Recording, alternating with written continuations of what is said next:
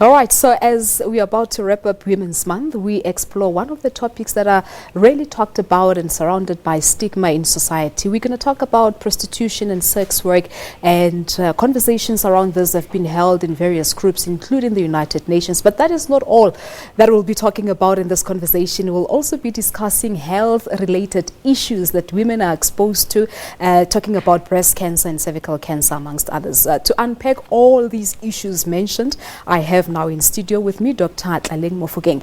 Dr. Mofokeng is known as Dr. T. She published a book in the beginning of this Women's Month that's titled As a Guide to Sexual Health and Pleasure. Dr. T joins us now live in our studios in Auckland. But good afternoon to you. Thank you so much for coming through. Good afternoon to everybody. It's good to have you with us here. And I was saying to you earlier that I read the book. It's an interesting read, an easy read, and I really don't know where to start now. All right, maybe we start by talking about the inspiration behind this, because this is your debut publication. I always said I'd write a book, when people start asking me for a book. So I'd be, on TV, on radio, at an event, and often people will say, but I wish, my mom heard that, or I wish my boyfriend or my husband or my partner could have heard you. And so when people started to ask me, but where's the book? I thought, okay, maybe this is a good sign. This is the right and time. So Penn Macmillan approached me to write the book, and it kind of just, one big melting pot, and the timing was just perfect. Yeah, and it's very interesting because it covers a whole range of issues. For me, the book is very educational. I don't know what was the intention behind you writing this book, but it's very educational. The first chapter really talking about issues around us as women, menstruation, and so on. And it actually got me thinking that Rona, as Batwabatsu, the conversations that we're having with our children, really, we don't really get to clarify these matters to them. And we often associate that stage with sex. And I think that's one of the things I was trying to get through with the book. It is a medical book, and like you were saying, it's very informative. And I was very deliberate in how I was trying to re-normalize what are normal, healthy sexual behaviors, what are normal sexual expressions, and also demystify a lot of myths that have found themselves, especially onto women's bodies, what our bodies do, don't do, the expectations around pleasure. And I'm quite happy that you found it, to be educational, because really that was the point.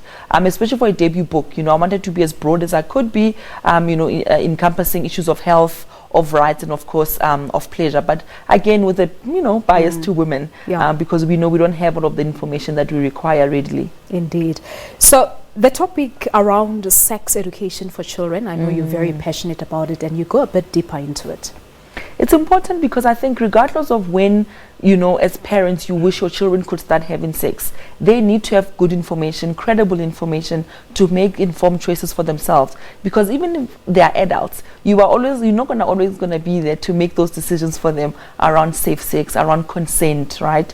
Around negotiation of sex and intimacy within relationships, regardless of gender, of sexual orientation. I think the book really tries in very deliberate ways to also be inclusive in the types of language that I use. I don't frame conversations around him and her only, because we know that there's more than just a gender of female and male, and in terms of sexual orientation there is more than just heterosexuality. So it is a book that I hope people at home can find themselves in. But if you're a caregiver, a teacher, life orientation teacher, a parent, that you too can find information in there that you were also not given as a child, but then we can do better for the next generation. All right, so I'm just quickly going to summarize this for our viewers who have not read it. The first phase really, it zooms in on physiology, as we said, the different medical conditions and how they related to sex itself.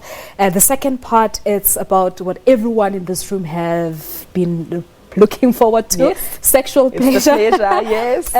Focusing on communication, we'll come back to that. And the last section is dedicated to your advocacy work. This is where you show your expertise on a number of complex issues, prostitution, the LGBTI communities, and so on. So first, quickly on this one, sexual pleasure. We're not going to dwell into this because we are a family show here. But you make mention of an important aspect here, an important element: communication. Communication is very important, and without communication, which encompasses consent, there is no pleasure.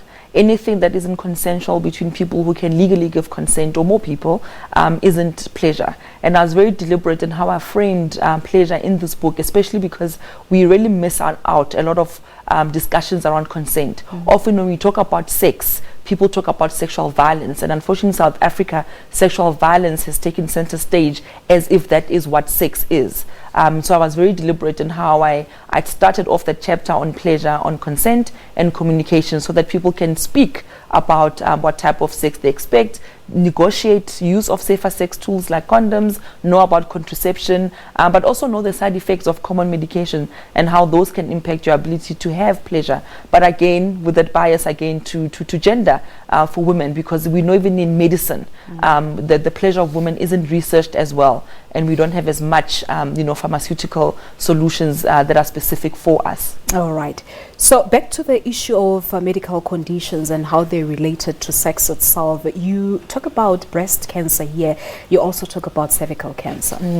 Look, in South Africa, breast cancer and cervical cancer are still top 2 in terms of cancers that affect women in the country. And I think it's very important to understand the psychological impact of having a diagnosis such as that. There are many other cancers, but I think for women's health, those 2 are top, right? And so it's important to know that people are not just their diagnosis. There's this psychological and emotional support that they need, but there's also issue of intimacy, where partners become primary caregivers, and that can erode intimacy. And how do you as a couple, within a partnership, move forward together?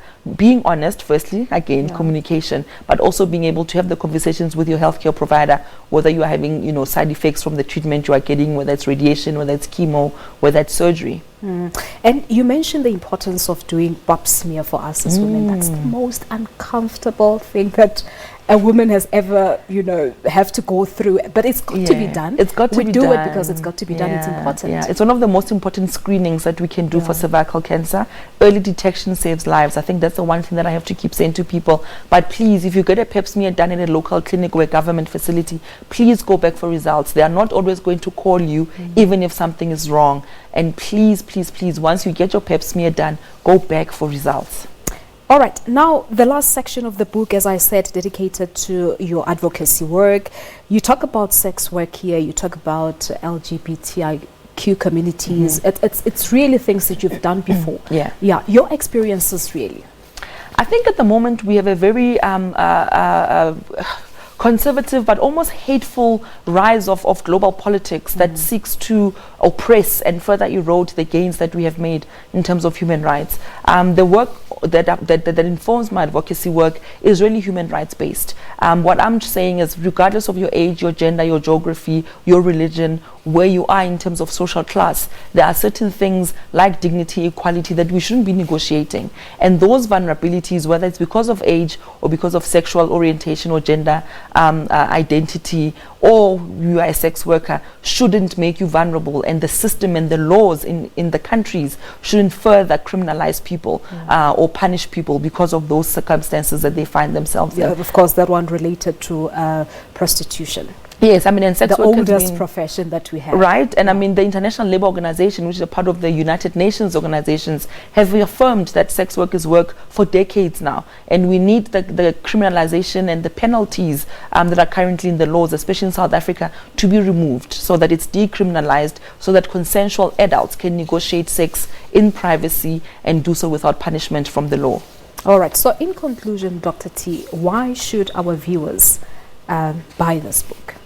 I think they should buy it because I bring myself to the book. I think it's only fair when you ask people to unlearn and relearn and pick up new habits and be vulnerable, that you also bring yourself. So I share a lot of my personal journeys in the book, what I learned when I learned certain things. People are always interested, when did you become this doctor that was so open around sex and sexuality? So I take people through that journey. It is a personal journey for me, and it was a labor of love at the end of the day. As you say, the book is a bit gender biased. I want to ask you this question.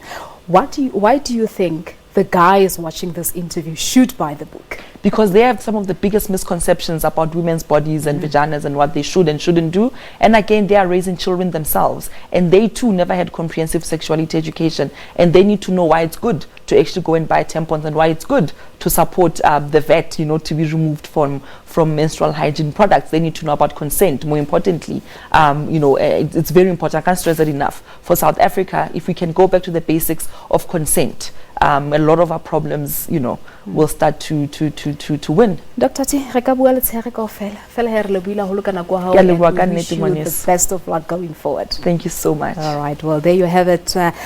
I hope that this conversation has taught you a thing or two about your health, and the important message really here is to know yourself, to know your body, to understand it, and also to live a good, healthy lifestyle. And for that intimacy, that communication, as Dr. Tia said, it's very vital in your relationships. We are now taking a